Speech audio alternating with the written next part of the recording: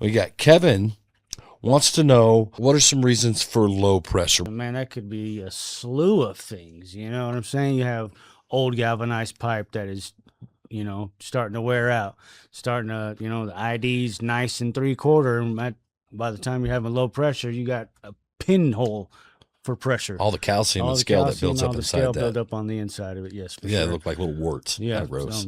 Like pipe cancer or whatever you want to call it. Another thing, scale and the harshness of your water, all that, and the minerals in there, all that contributes to like low pressure in your fixtures, especially in your faucets. You're going to see all that green and white flaky stuff on the end of it. Well, that's like on your aerators. Yeah, exactly. On your aerators, that's what that is. Just stuff that's in your water that maybe they introduced from, the treatment plant, or if you're on a well, it's just got a bunch of gyp in it or something. It's not something that you'll have to look at it if it's case specific. You know what I'm saying? Could be your water line, your main line. Could be just one single line going to a single fixture. You never really know. That's why you gotta go in there and you gotta take your time, diagnose, and make sure you're not doing something that don't need to be done. Okay, so some other signs of low water pressure that I feel pertinent to mention could be an undersized system. That's a good one. Yeah, for sure. Right. Yeah. Oh, yeah. Right. I've seen many of those. Or a partial drop on a gate valve that you have no idea is hanging out in your backyard. I remember that. Yeah. Me and you did that at the, I don't even know that building. Weston Business Park. Yeah, the business park. Yeah, for sure. Yeah. So, some other common issues, it can be a bad cartridge. Mm-hmm. You know what I mean?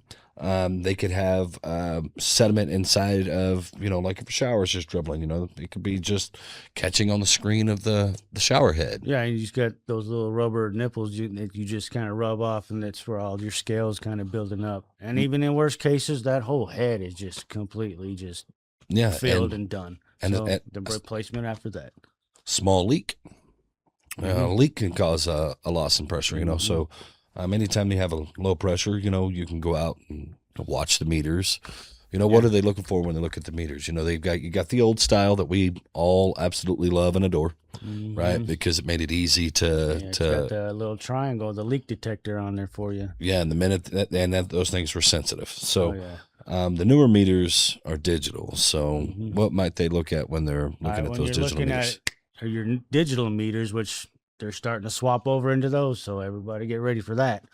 But there should be a little screen on that digital meter, and it'll have a flow detector on there. And it's usually just a little arrow that's picking up the movement of the water spinning through there. So that's how you look at it through a digital meter.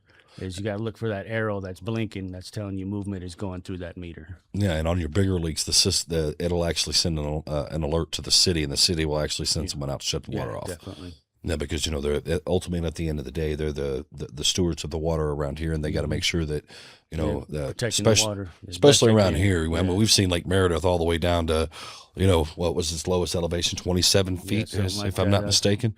So, water conservation is something that's, extremely important in our area. Everyone should be worried about the water. Yeah, 100%.